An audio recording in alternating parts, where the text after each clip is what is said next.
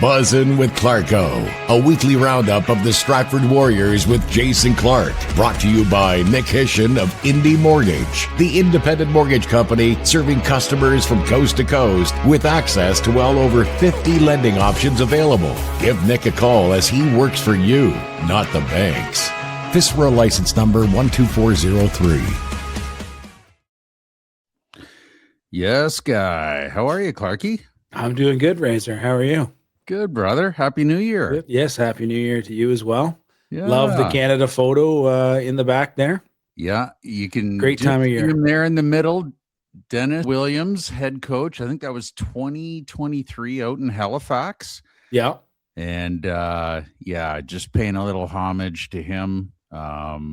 Great interview that we had with him, Les Vaders and I, on the old Armchair Chirpers, telling the story of all the stress that he went through when they lost the first game to Czechia, and just he was scared to go out of the hotel room. So there's no doubt. And talk about pressure and but yeah, we'll definitely have to have him on again. It was great. Shout out to him and BG beating. They tied Ohio State, I guess, Friday night, and then beat them Saturday back in Bowling Green. So, no doubt that's a huge rivalry for them. Yeah, big weekend, and I think local boy Tyler Hodson might have had 4 points in the Saturday night game. I'm not positive, but I did hear today at the rink we were talking that he might have had 2 goals and 2 assists. I don't know that for sure, but I think he had a big night Saturday night, and another local guy, Ty Higgins, got in the lineup finally this weekend, I think, for them. So great to see they're doing real good things. And amazing. I think Dale Hunter's doing a fantastic job, obviously, with the group this year. But, my God. I think it'd be nice that Dennis, he could still be running that program, I think, doing a real exactly. And it's amazing. Like, local boy made good. And we talked to him about, do you ever have aspirations about going to the NHL? And he goes, no. He said, because it's just waiting to get fired. And he said, at least here at BG, I know I'm going to be here for a long, unless something unforeseen happens. He says, this is it. We're close enough to my family, my dad and mom and brother and you guys. Like, he says, we're just a short drive. And he said, when I was out west and chasing, the end coaching job, none of my family was ever around to enjoy it with me. So good on Den for realizing that. For sure. And there's a lot of security in that at that level, right? Like, he's on the perfect level right now that he's getting all the high end guys from major junior programs or the USHL guys that he's turning into pros, right? That are going to be pros. And then he has the luxury of turning over a roster each year, right? So, guys at the pro level, I would say, as much as they try and reinvent the wheel every year and rob and do from each other, when things don't go the right way, it's I would say in a lot of cases it's not the coaching, it's the players have quit on that coach. They don't like the program anymore, so you're the easy fall guy, kind of to what you mentioned there, right? But I think at the college level, you're a good coach and you run a good program and you have 8 or 10 new bodies in every year to continue to turn it over. It's a really, really good spot to be in. And I mean, for him, perfect, right? This place he played his college hockey, and like you said there, the proximity to family and friends, and anybody can whip down there on a 4-hour trip and be in BG watching, and it's a great facility and a great rink. Isn't it though? What a really great low roof, noisy. Yeah. Sold out there on Saturday. Now, they were showing pictures on Instagram of Ohio State's like, that looks like a beautiful, like a mini Scotiabank Center. Yeah. But just, the atmosphere and do they still do the newspapers when they're interviewing guys, where they have all, back in the days when in the 80s when we were down there, when they were introducing the visiting team, they handed out newspapers and had them all out, and then at the same time everyone would put them down and go, who's he? Nobody. No, I didn't notice the newspapers, but they still do the same chant. So it's great. I would love to have that in the Almond. Wouldn't I that would be love cool? to have an atmosphere like that cool for the playoffs. Oh maybe, yeah. we should start something like that, for the playoffs, because it's hilarious. If you've If we never could seen get it. that and we could get like a high school band in, Yep, something like that, like you could really create a good college atmosphere in the Omen when you got 1,500, 2,000 people in there. And, exactly. especially now that our league's gone to the pregame ceremony where every team you're announcing every player, the starting lineup, right? So it's Yep. a perfect opportunity for the home fans to jump on the visitors. And I think it would be a great atmosphere if we were be able to create something like that in Stratford. I love it. I love it. Well, let's work on it for the playoffs next month. All right, let's get to it. Friday night, the first of two games this weekend. You guys have had a nice bounce back. 13 goals in two games. You end up beating LaSalle Vipers 6-2. Bender plays for you guys, stopping 15 of 17. How did you like the boys there on Friday night? Really liked us. We had a real good practice or practices this week. We were lucky enough to get on the ice. We missed a few guys the first night with the weather, but we had 3 ice times this week, so it was good to get the guys back skating together and knock off some of the rust, if you can say that, after having only a week off. But still, it was nice to get everybody back together and get on the ice and get a bunch of puck touches. And I thought we were really good right from start to finish Friday night. And like you said there, we only gave up 17 shots in the night. So we were real good defensively as well. And then we found lots of scoring. And the scoring was completely up and down our lineup all weekend, really, which is really encouraging. And kind of the thing we've been talking on this podcast for months about is, we're creating a lot of chances and a lot of opportunity. Yeah. We were just having a hard time finding the back of the net. And then it really opened up for us Friday night. And then we had a real good weekend on the score sheet. So I was really happy with the whole group, top to bottom. Again, we didn't miss a beat with our work ethic, because I think that's one of our really big strengths on this hockey club this year. It's kind of like you're just cracking the barn doors and turning the boys loose, right? Like they work extremely hard. And so no doubt nice. it's not something we have to hope for or wish for each night. We know that's coming. Mm-hmm. And I think it's probably a frustrating thing playing us, that our guys work that hard and our hounds. So really, really good night Friday night. Tough night fan wise with the World Juniors. Yeah. Quarter game on, and the weather wasn't great. So we didn't have a full building by any sense, but still had a great group of fans in there cheering us on for our first game after the break. It was great to get off on the right foot with a win.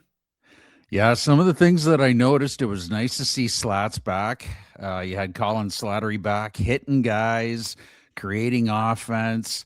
He was a little snake bitten there on Friday night, but I see he broke out today on Sunday in Listowel. Tell us as well about your new pickup, right shooting defenseman Jackson Broda, that was with you guys a couple of years ago, played for you in 23-24, and then he went up to Trenton. Tell us about him. Yeah, great ad to get Jackson back. He had a fantastic rookie season with us, and that took him to a bit of time in the queue, and then he ended up in Trenton. And just over the Christmas break, things worked out that he wanted to come home, and by no means did his team want to move him. I think he was leading Trenton in points as a defenseman, and he was running their power play, and so he was a real good piece for him. And just for us, I think it's part of the program, right? I think he really felt comfortable with playing here a couple years ago, and we treated him the right way. And when it was time for him to move on, he moved on, and for whatever reason, it was time for him to come back here. So very, very lucky for us that we were able to make that deal and get that done. And to get him in the lineup Friday night too, because, over the break with different offices opening and closing, it's sometimes tough to get the paperwork done. So it was great to get Jax back. And, what you're going to see from Jax is he's definitely taken steps as a player. For those fans or anyone that remembers him when he was here, he was very offensively skilled defenseman and needed a little work on his defensive game. He's definitely 33 points in 43 games as a rookie with you guys. Yeah. Quite offensive, and he's continued that offense in his game. That hasn't left him. He's got unbelievable feet. Great skill as well, but his feet are his biggest asset probably. If he does get in trouble, he can catch up and rectify that mistake. And like I said, really skilled offensively, but for me, what I've watched him in a week being back here at practice and the couple games I've seen, he's taken some great strides, or he's made some great strides in his defensive game and also his physicality. He's much more physical. He's 2 years older. He's gotten stronger. He's gotten a bit heavier. So we're really, really excited to add him to our back end and look for him to continue to get real comfortable with our group, and he'll be a big piece for us down the stretch here and into playoffs. I was very impressed with him. He made on the first power play goal. It was nice. Willie had him out there on the power play. He had it at the point, and rather than take the shot, he saw Curtin there in the slot and made a hard pass right to Curtin.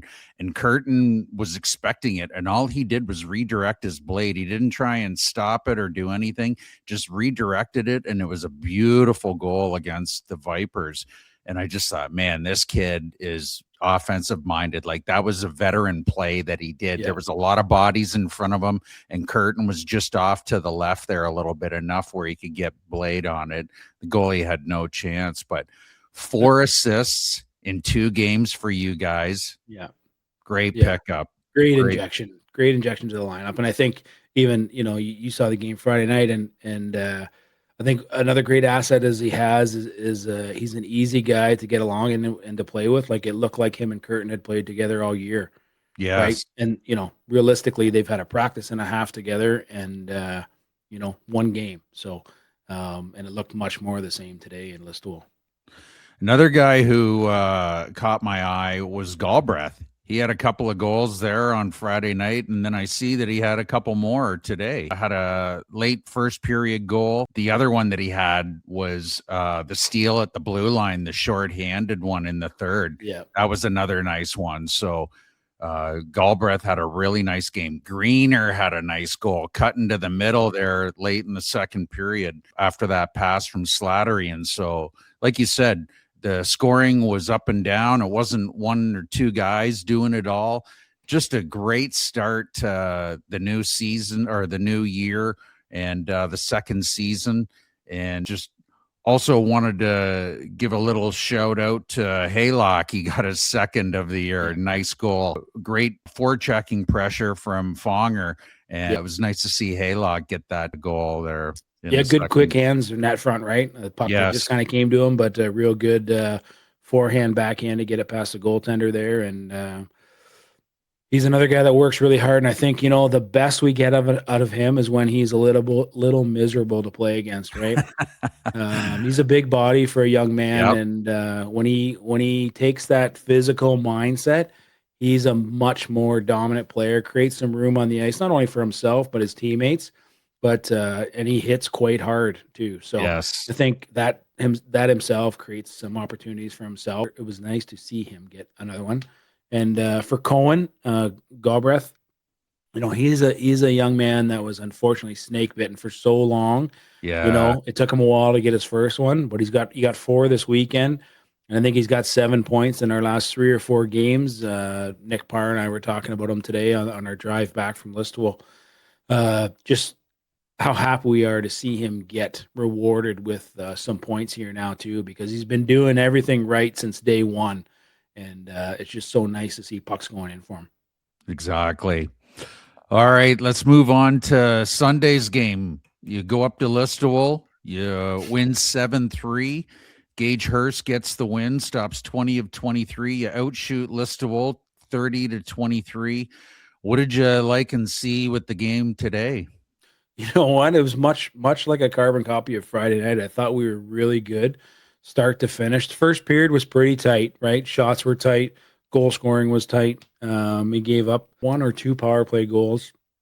I'm not sure, but their third goal that they got, Gage Hurst, if you get a chance to see it, he makes an unreal save right before they get their third goal. And the puck just kind of bounces loose after he makes a save, and there's a bit of a net front battle in the crease where a guy bangs it into the open net, but he makes an unreal save. He had a great game. All right, I got to look for that one. They haven't posted it yet. Yeah. But so, and it was a showcase game, right? So there'll be lots of video out today. But both Bender and Hursty were great this weekend for us. And then, as much as we got scoring all over the lineup Friday night, tonight we got a lot of goal scoring for our guys that score on a regular basis, right? Wildfang got one, Kipfer got one, Schmidt got one, Slattery scored, Arnold got another one. Yeah. Yep. So quite happy with the whole lineup, top to bottom. Is like I said, I'm the Warrior guy, and so I'm going to be biased to the Warriors. You and obviously. me. yeah, we're obviously biased to them because we know these kids and we like them and we're involved with the team daily. But they just work so hard that that's part of some of the frustration that I've probably talked about, or you could see on my face in the previous few weeks is, there's so many opportunities they create for themselves and they're not rewarded for them. So this weekend to see us come back after the break, after a little time away and really be able to fill the net. Like I said, all four lines are scoring, defense is scoring.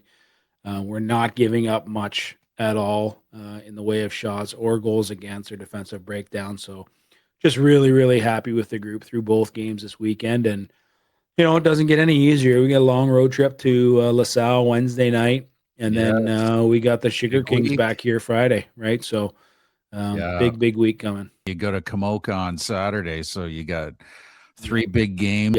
Yeah, we got a bunch of that coming, right? With some of the weeks that we had off early in the season and catching up on some of our games that we have in hand on other teams. We got a lot of 3 games in 4 nights or 3 games in 5 nights and a couple, I think it's 5 games in 8 nights coming up here. Jeez. So, as long as we're doing things the right way, I think things will fall in our favor. We're not going to win every game for sure. I'm not thinking that by any means because the league is so deep and tough. But, I think we keep playing the right way. We will get rewarded in the end. And we're in the fine-tuning stage here now, right? Deadline is coming here on Saturday.